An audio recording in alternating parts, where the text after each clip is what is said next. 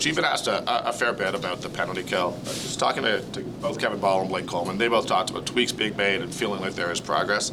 You've seen that? You do see it. There's certain areas of it. I think it's the consistency within the kill that sometimes the details get lost a little bit on us. But other than the most important result, we are starting to see a few of the numbers that we follow change a little bit, which is important for us. But at the end of the day, the most important number is keeping goals off the board, and we have to be better at that in that area. So it is. It's one of those areas where it's pursuit of perfection a little bit. Do I prefer seeing perfection? Well, yeah. I mean, it's one of those areas. Sometimes the numbers don't tell the whole story, but with this one, no. There's times when your goaltender covers up a lot of your mistakes on the penalty kill, and there's other times where it's the opposite way around, right? So it's just finding a way to make sure that when they're called upon to kill a penalty, they get the job done. I know you've had the opportunity to have a lot of players make their first NHL appearance with the club last few years. Obviously, when a guy gets in, you might not want to throw him in right away. What goes in, from a coaching perspective, to feeling comfortable putting someone into their first game with this group? Part of it's getting him around.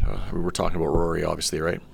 Getting him around the coaching staff for us, around the players, around some meetings, having a chance to get himself on the ice in a practice. I think creating a little bit of familiarity, so it's not all brand new for him when he comes up here. And as I said yesterday, he's going to get himself into the game. It's just a matter of when. So it's just a matter of getting to know the player a little bit more, both ways, from him to us and us to him. Are you still learning about him in practices and stuff like that, or do you feel like anytime a guy comes up, your book is sort of complete? I think the book is complete, and I think we can say that with a little bit more certainty this year because Trent's around. So, he's the best guy that we can ask on a player or a suggestion as to who we should be calling up. So I do feel like we have a pretty good understanding of where they are. Do you feel like Yegor's game is trending? He seems like he's around the puck a lot more recently, hit a few posts, and he's got his chance now at center with Connor. How do you see his game having progressed recently? We feel like it's coming. Maybe it's a little bit like the penalty kill. Like you're starting to see some of the underlying numbers get better for him. He's shooting the puck again. He's getting some chances. So I do feel like it's getting better. Now, as you mentioned, he's got an opportunity in the middle of the ice to handle the puck a little bit more. So it's a challenge to him to make sure that he helps drive that line forward now. Connor was one of those players that carried the puck in on his own and whatnot. Do you want your players maybe to do a little more of that, given his skill set's not being alive for a little bit here? We expect all of our centermen to transport the puck. That's kind of what you look at Nas, the way he plays, the way Michael plays from top circles. You expect them to skate the puck, so it's no different for Sharon. Right, just to go back to Yegor, he's a guy.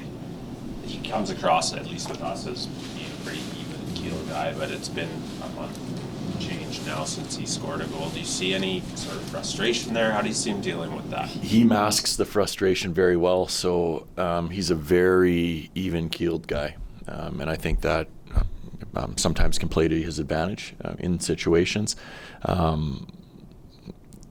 Sometimes you like to see him snap a stick or something, but that's just not his personality.